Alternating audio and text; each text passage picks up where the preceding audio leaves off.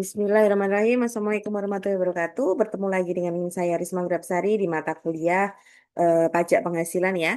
Teman-teman, kita memulai pajak penghasilan ini setelah ujian tengah semester. Berarti ini pertemuan ke-9. Izin Bu Risma share ya untuk materinya. Nah, sudah nampak di layarnya teman-teman bahwa pertemuan kita ke-9 ini adalah pertemuan mengenai pajak penghasilan dengan membahas PPh pajak pasal 24. Yakni apa itu pasal 24 adalah kredit pajak luar negeri. Nah, materi perkuliahan kita pada hari ini kita akan membahas mengenai beberapa materi yakni eh, apa sih yang disebut dengan pengantar pengertian PPh pasal 24, lalu bagaimana sih tujuan pembelajarannya, penggabungan penghasilannya bagaimana, penentuan sumber penghasilannya bagaimana, ketentuan kredit pajak luar negeri itu bagaimana kalau misal ada pendapatan yang ini ya, yang pendapatan kita atas penghasilan dari luar negeri. Selanjutnya, bagaimana sih cara menghitung PPh pasal 24? Ada di contoh 3 ya nanti ya. Selanjutnya, cara menghitung PPh pasal 24 ada di contoh 4 juga. Nah, nanti bisa kita lihat bersama ya. Setelah itu ada perusahaan, misal dia rugi. Nah, bagaimana perlakuannya? Dan jika ruginya ada di luar negeri, bagaimana? Sampai dengan kita nanti membahas mengenai latihan soal ya, yang nanti mungkin akan keluar pada saat ujian akhir semester. Baik, selanjutnya.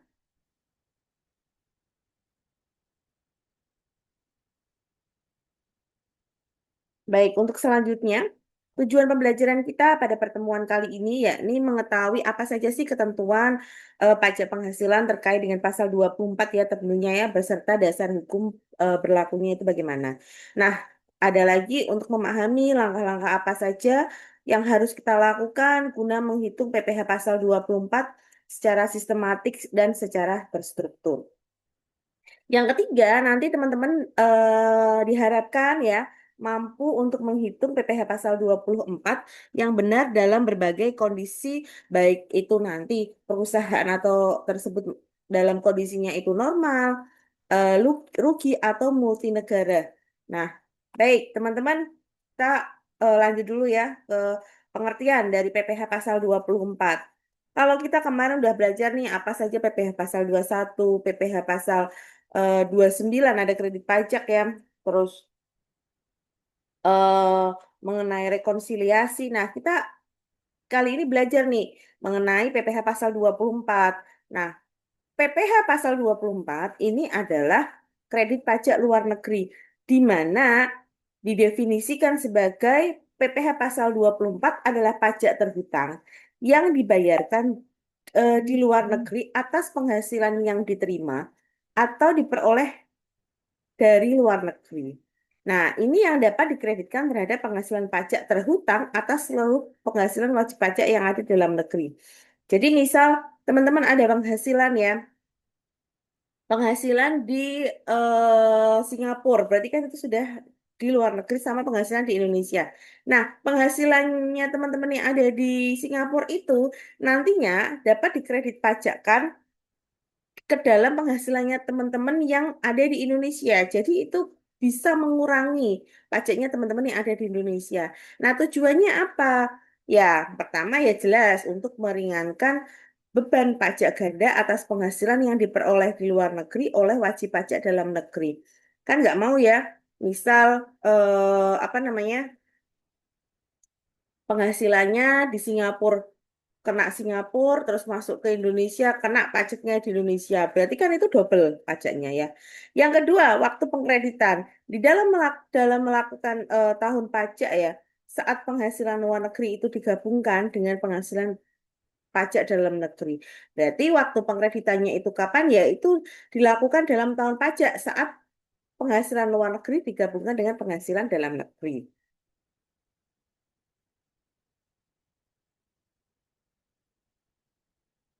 Oke. Selanjutnya adalah penggabungan penghasilan. Di dalam penggabungan penghasilan berarti ini sesuai dengan ketentuan penggabungan berasal dari luar negeri dengan dalam negeri. Yang pertama kita cek dulu penghasilan dari usahanya. Digabungkan dalam tahun pajak saat penghasilan tersebut diperoleh, jelas.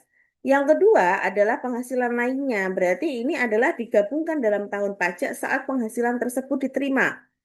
Ketika penghasilan tersebut diterima dalam tahun pajak berjalan tersebut, berarti penggabungan dari pajak yang ada di luar negeri dan dalam negeri itu sudah harus dilakukan, sudah harus dicatat. Yang ketiga adalah saat dividen atau kepemilikannya lebih dari 50%. Nah, teman-teman perlu diingat bahwa digabungkan pada tahun pajak saat dividen tersebut diperoleh sesuai dengan ketentuan peraturan Kementerian Keuangan ya untuk usaha di luar negeri yang sahamnya tidak diperdagangkan di bursa efek. Nah, jadi misal ada kepemilikannya eh, lebih besar dari 50%. Nah, itu syaratnya adalah penggabungan tersebut digabungkan pada saat dividen tersebut diperoleh pada tahun pajaknya. Oke, sebentar.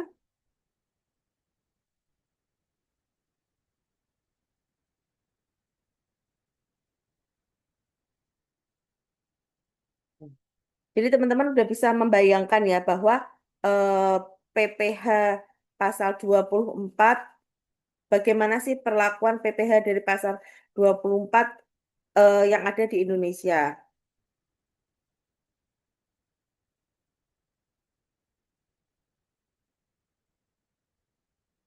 Hmm. Dasar hukumnya, kalau kita telaah bersama bahwa adanya pajak penghasilan pasal 24 ini bisa dilihat dari mana. Yang pertama ya kita Undang-Undang Nomor 7 tahun 83 sama ya dasar hukum dari pajak penghasilan. Terus diubah ya di Undang-Undang Nomor 7 2021 harmonisasi peraturan perpajakan atau Undang-Undang HPP. Nah, tadi seperti yang Bu Risma jelaskan bahwa dengan adanya PPh pasal 24 ini yang pertama adalah penghindaran pajak internasional, lalu double tadi ya. Nah, tujuannya tadi penghindaran double atau eh, teks ganda ya atau penghasilan yang diperoleh dari luar negeri oleh pajak dalam negeri itu namanya pajak ganda. Nah, itu. Lalu selanjutnya adalah meningkatkan daya saing perusahaan untuk berinvestasi di luar negeri. Nah, itu adalah tujuan dari PPh pasal 24. Nah, kita lanjutkan penentuan sumber penghasilannya. Nah, dasar penetapan negara sebagai sumber penghasilannya adalah saham dan sekuritas. Negara sumbernya itu berarti tempat di mana badan penerbit saham atau sekuritas berkedudukan. Selanjutnya royalti, bunga, harta, sewa harta bergerak. Negara sumbernya adalah negara tempat pihak pembayaran, pembayar atau dibebani kedudukannya itu di mana. Selanjutnya sewa harta tak bergerak. Kalau sewa harta tidak bergerak, berarti negara tempat harta tersebut terletak itu di mana yang menjadi sumber pajaknya. Selanjutnya imbalan jasa dari pekerjaan ataupun kegiatan itu berarti ya sumbernya dari tempat di mana pembayaran dibebani atau berkedudukan. Nah, terakhir adalah BUT atau bentuk usaha tetap. Di dalam bentuk usaha tetap ini teman-teman paham bahwa sumbernya itu dilihat dari di mana sih BUT tersebut menjalankan usaha. Ya. Kalau kita lihat teman-teman di dalam penentuan pajak penghasilan tadi kita bisa lihat ya bagaimana dividen, bunga, royalti, sewa, imbalan jasa, keuntungan penjualan aset, lalu selanjutnya laba dari BUT yang ada di luar negeri, dan penghasilan-penghasilan lainnya yang sesuai dengan ketentuan perpajakan. Itu adalah objek pajak dari PPh pasal 24. Nah, kalau kita sudah berbicara mengenai objek, berarti kan kita akan berbicara mengenai subjeknya. Nah, siapa saja sih subjeknya? Nah, di sini yang menjadi subjek dari PPh pasal 24 ya sama. wajib pajak orang pribadi dalam negeri ataupun wajib pajak badan di dalam negeri. Nah, ini ya terkait dengan subjek dari wajib pajak PPh pasal 24. Selanjutnya, ini adalah beberapa ketentuan kredit pajak luar negeri di mana eh, ini merupakan nilai yang diperkenankan untuk dikreditkan. Jadi kredit pajak itu yang diperkenankan adalah nilai terendah dari tiga perhitungan. Kita bisa hitung dulu tarif PPh terhutangnya, atau perbandingan penghasilannya, atau PPh luar negerinya. Nah, itu kita bisa hitungkan. Jadi misal, oh ternyata tarif PPh terhutangnya berarti adalah tarif pasal 17 dikali dengan total penghasilan kena pajaknya, dikali dengan total PKP-nya. Selanjutnya adalah perbandingan penghasilan. Kalau kita lihat perbandingan penghasilan, berarti bisa dibandingkan antara penghasilan dari luar negeri dibandingkan dibagi dengan total PKP, dikalikan dengan total PPh terhutangnya itu berapa. Kalau kita membicarakan atau ketentuan kreditnya untuk mencari PPh luar negerinya, berarti rumusnya adalah tarif pajak luar negerinya dikali dengan penghasilan luar negerinya. Itu adalah ketentuan dari kredit pajak di luar negeri. Di mana kalau kita bicara setelah ketentuan, kita akan bicara bagaimana sih mekanismenya pajak tersebut yang sudah dibayarkan. Apakah pajak tersebut boleh langsung dikurangkan atau pembayarannya nanti setelah tahun setelah akhir di tahun pajak, setelah dihitung pajaknya di dalam negeri berapa baru dikurangkan. Nah, untuk mekanisme kredit pajaknya, pajak yang telah dibayar di luar negeri itu tidak boleh langsung dikurangkan dari penghasilan. Ya, teman-teman ya, tidak boleh langsung dikurangkan dari penghasilan, melainkan dia harus dikredit pajakan terhadap PPh terhutang yang ada di Indonesia. Jadi dikredit pajakkan dulu di PPh terhutang. Jadi misal ada pajak di luar negerinya sebesar 20 juta. Ya itu nggak boleh langsung dikurangkan dari penghasilan, tapi kreditkan pajak dulu di PPh terhutang yang ada di Indonesia. Nah, besarnya kredit pajak itu dibatasi antara nilai yang lebih rendah, yakni pajak yang benar-benar dibayar di luar negeri. Kedua, itu berasal dari PPh Indonesia yang terhutang atas penghasilan di luar negeri tersebut. Nah, itu eh, benar-benar ini ya teman-teman ya, terkait dengan mekanisme kredit pajaknya. Nah, oke.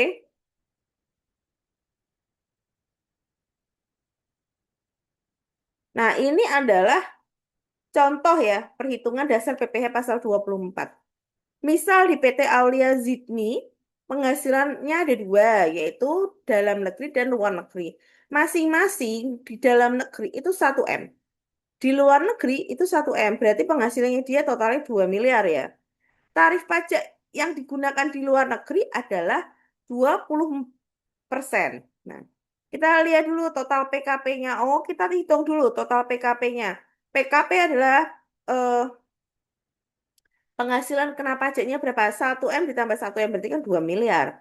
Pajak terhutangnya 25% dikali dengan 2 miliar, 500 juta. Berarti itu pajak yang harus dibayarkan. PPh maksimal dikreditkan. Berarti kita tadi pakai rumus yang tadi, pakai rumus ini loh teman-teman. Nah, ini ya, pakai rumus ini di contoh soal nomor 4. Nah, sorry. Nah, contoh 3, 1 miliar dibandingkan dengan 2 miliar dikali dengan total PPh terhutangnya. Dia berarti bayar pajaknya berapa? 250 juta rupiah. Selanjutnya, PPh yang ada di luar negeri itu 20%. Berarti 20% dikalikan dengan 1 miliar sama dengan 200 juta rupiah. Jadi teman-teman tidak bisa ngitungnya, oh ternyata ada kredit pajaknya di luar negeri eh, satu, 1 miliar dikali 20%. Itu berarti berapa? Langsung dikurangkan itu nggak bisa. Harus digunakan untuk mengurangi kredit, harus dimasukkan ke kredit pajaknya yang ada di Indonesia.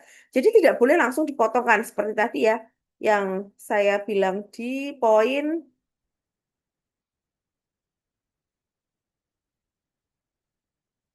Nah, tadi ya ada di poin.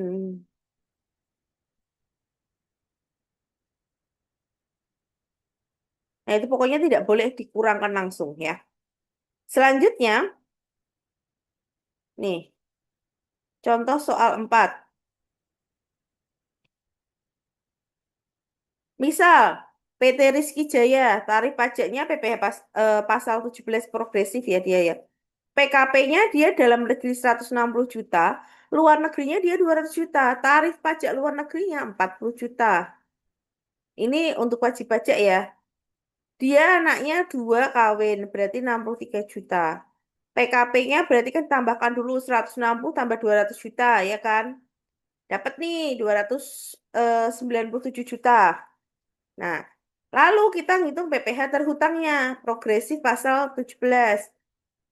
5% dikali dengan 50 juta, ditambah dengan 15%, dikali dengan 200 juta, ditambah dengan 25 juta, dikali 47 juta, sama dengan totalnya 44 juta atau 250. Dapat 5%, dapat 15%, dapat 25% dari mana, Bu? Dari progresif pasal 17. Ingat-ingat tabelnya 0 sampai 60 juta, 5%. 60 sampai dengan 250 juta, 15%, dan seterusnya, ya.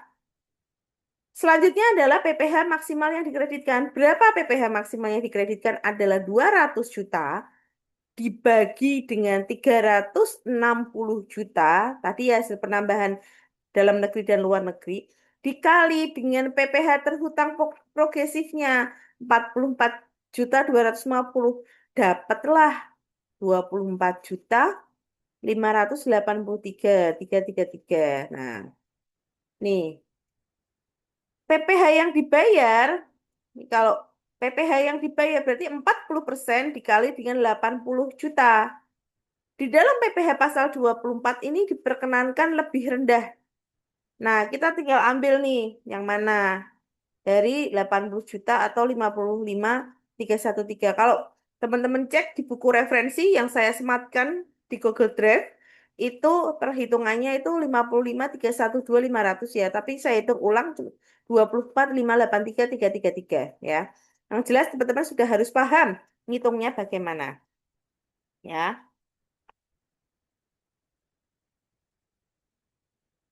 Nah, apa saja sih syarat pengenaan kredit pajak PPh pasal 24?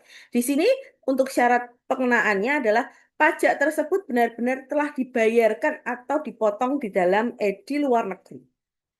Penghasilan tersebut atau penghasilan luar negeri itu dilaporkan dalam SPT tahunan. Lah kalau nggak dilaporkan dalam SPT tahunan ya nggak bisa dipotongkan, nanti akan double pajaknya.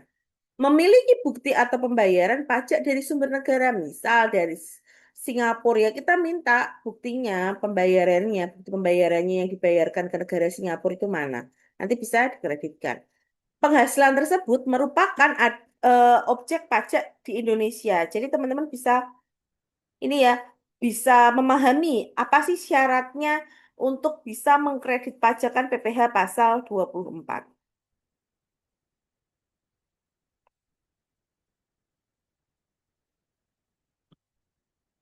Terus ini case. Jika perusahaannya itu di dalam negeri, tapi mengalami case-nya adalah rugi. Nah, piye ini kalau case-nya itu rugi?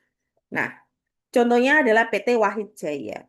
Prinsip kerugian dalam negeri dapat dikompensasikan atau dapat digabungkan dengan penghasilan di luar negeri untuk menghitung PKP ya. Jadi, oh di Indonesia ternyata rugi. Oh ya sudah nggak lapor pajaknya, enggak gitu teman-teman konsepnya. Jadi di Indonesia rugi, di Singapura tidak rugi ya harus digabungkan PKP-nya. Nanti akan muncul pajaknya. Di luar negeri 500 juta, tarifnya 30%. Di Indonesia 350, tapi dia rugi. Brutonya adalah 5 miliar. Kita lihat PKP-nya 500 juta dikurangi 350 ya karena rugi. Berarti dia masih ada keuntungan 150 juta. PPh terhutangnya dengan fasilitas 50%, berarti 25% dikalikan dengan 150 juta dikalikan dengan 50%. Didapat tuh 18.750. PPh maksimal eh, dikreditkan. PPh maksimal dikreditkan adalah 500 juta dibagi 150 juta dikali dengan 18.750. Dapat tuh PPh-nya. Berapa PPh-nya? PPh-nya adalah 62.500. Nah, selanjutnya adalah PPh dibayar di luar negeri. PPh-nya berapa yang dibayar di luar negeri? 30% dikali 500 juta. Sama dengan 150 juta. Berarti PPh yang diperkenankan boleh lebih rendah yang dibayarkan. Boleh 18.750.000 rupiah. Nah, itu adalah perhitungan jika perusahaan mengalami kerugian. Hmm. Ini ya. Selanjutnya adalah jika terjadi kerugian di luar negeri. Nah, gimana nih? Indonesia rugi, Malaysia rugi. Nah, misal nih PT Arfah Jaya, dia usahanya di Malaysia dan Brunei. Dia ada labanya 250, tarifnya 40%. Di Brunei, ruginya 300 juta, tarifnya 25%. Ini ya, ini diabaikan saja. Terus dalam negeri, 800 juta. PKP-nya berarti adalah 250 dari Malaysia dan 800 juta dari Indonesia. Totalnya adalah 1.050.000.000. Fasilitas yang digunakan adalah 50%. Jadi 18.750 dikalikan dengan 945 juta dikali 25%, dapat tuh 255. Nah, PPh-nya maksimal dikreditkan adalah 250 juta dibagi dengan 1.050.000.000 dikali dengan 255. Berarti PPh maksimal dikreditkan itu hanya 60.704.268 ribu rupiah. Nah, PPh yang dibayar di Malaysia berapa? 40% dikali 250, berarti kan 1 juta. Jadi pengenaan PPh pasal 24 yang dikenakan adalah yang 60 juta sekian, karena kita ambil nilai yang terendah. Ya. Nah, ini misal dia ada PT perusahaannya banyak ya di beberapa negara. Nah, misalnya dia banyak di beberapa negara. Nah, ini ada data penghasilan dari Singapura, Australia, Jepang dalam negeri. Itu kita jumlah semua PTKP-nya. Totalnya 875 juta. PPh terhutangnya 25% kan tarifnya. Berarti 218.750.